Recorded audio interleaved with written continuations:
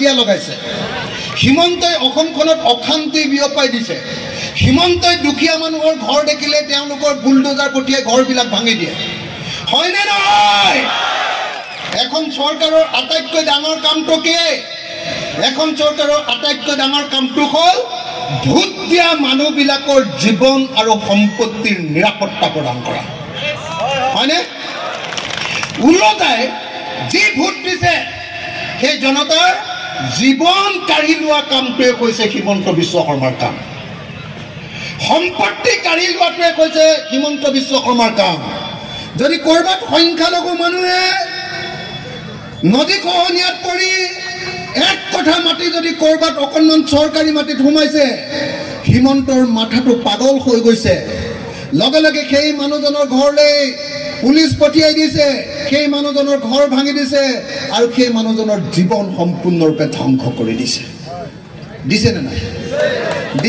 নাই ৰায় আৰে মুখেৰে ভালকে নেমাতেচোন আপোনালোকে দিছেনে নাই যদি দিছে তেতিয়াহ'লে এই কংগ্ৰেছ আৰু AIDFৰ MLA কেইটাৰ নিচিনাকে মুখখন বন্ধ কৰি থৈ দিলে নহ'ব হয়নে নহয় মুখখন বন্ধ কৰি থৈ দিলে নহ'ব চিঞৰিব লাগিব ক'ব লাগিব যে দেশদ্ৰোহী জাতিদ্ৰোহী সাম্প্ৰদায়িক 2 নম্বৰী হিমন্ত বিশ্ব শৰ্মাক যেতিয়ালৈকে খেদিব নোৱাৰিম তেতিয়ালৈকে আমি কেতিয়াও শান্তিত নহওঁ হয়নে নহয়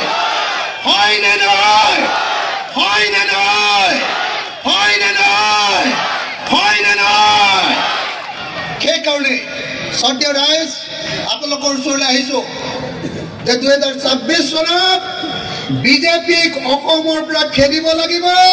আৰু 2026 চনৰ পৰা অসমৰ হিন্দু মুছলমান খ্ৰীষ্টান জৈন বৌদ্ধ শিখ পাৰ্চী যিমান মানুহ আছো সবৰে মিলা প্ৰীতিৰে শান্তিৰে থাকিবলৈ পাব লাগিব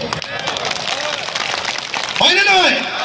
সকলোৱে কাম কৰি ভাত খাবলৈ পাব লাগিব হিন্দু মুছলমানৰ কথা কৈ ৰাস্তা নবনোৱাকে থাকিলে নহ'ব হিন্দু মুছলমানৰ কথা কৈ স্কুলবিলাক চৰকাৰীকৰণ নকৰিলে নহ'ব ৰাস্তাবিলাক কি হিন্দু মুছলমানৰ কথা কৈ হস্পিটেলত ডাক্তৰ নিদিয়াকে এনেকৈ হস্পিটেলবিলাক এনে বেয়া কৰি পেলালে নহ'ব হয়নে নহয় ৰাইজ হয়নে নহয়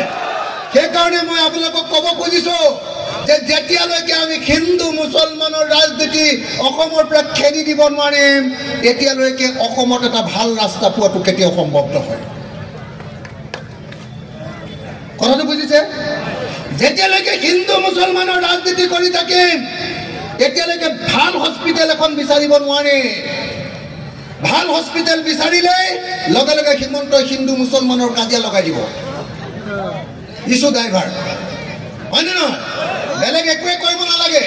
উজনি অসমলৈ যোৱা মুছলমান মানুহ এজনক বেলেগ একোৱে কৰিব নালাগে দাড়িত ধৰি যদি অকণমান জোকাৰি দিয়ে লগে লগে অসমত হাল্লা হৈ যাব বেলেগ কথাবিলাক চব তল হয়নে নহয় গোটেই হিন্দু মুছলমানৰ কাজিয়া হৈ যাব হিন্দু মুছলমানৰ উত্তেজনা হৈ যাব আৰু হিমন্তই যে 2 নম্বৰী কৰি কৰি তেওঁ আৰু তেওঁৰ ঘৈণীয়েকৰ নামত যে গোটেই সম্পত্তি কৰিছে এইবিলাক কথা পাতিবলৈ সময় নহয় হয়নে নহয় কয় হয়নে নহয় কয় আজি হিমন্ত বিশ্ব শৰ্মা অহাৰ পাছত অসমত 11,000 স্কুল বন্ধ হৈ গ'ল 11,000 স্কুল বন্ধ হৈ গ'ল মোৰ বাহিৰে অসমৰ কোনো মানুহে চিঞৰি থকা নাই যে কিয় স্কুলবিলাক বন্ধ কৰিছা মই হে মাজে মাজে চিঞৰি থাকোঁ কিন্তু 100টা পাচিত এটা পাচিত যদি এটা জালুক হয় চব্জি এখনত তেতিয়াহ'লে জালুকৰ হেৰিটো পাব জানো সেইকাৰণে মই অকলে কৰি কৰি ভাগৰ লাগি গৈছে সেইকাৰণে ভাবিছোঁ মই ইহঁতৰ লগত কথা পাতি থাকি লাভ নাই কংগ্ৰেছৰ লগত কথা পাতিও লাভ নাই এই বেলেগবিলাকৰ লগত কথা পাতিও লাভ নাই ডাইৰেক্টলি ৰাইজৰ লগত কথা পাতোঁ ৰাইজে যদি আমাক বচাব পাৰে নহ'লে ইহঁতি 2 নম্বৰীকেইটাই আমাক নবচায় সাধাৰণ খাচ কথা ভাই লোকডাক কৰিবলৈ নাই মই এটা কথা কওঁ দেই আপোনালোকক এটা কথা কৈ গ'লোঁ এইবাৰ আপোনালোকে এইবিলাক আপোনালোকে নিশ্চয় দেখিছিলে যে ৰকিবুল হুছেইন ডাঙৰীয়াক জিকাবৰ কাৰণে মই কেনেকৈ বাজি লাগি গৈছিলোঁ লাগিছিলোঁ নে নাই জানেনে নাই মই লগাৰ কাৰণে ৰকিবুল হুছেইন ডাঙৰীয়াই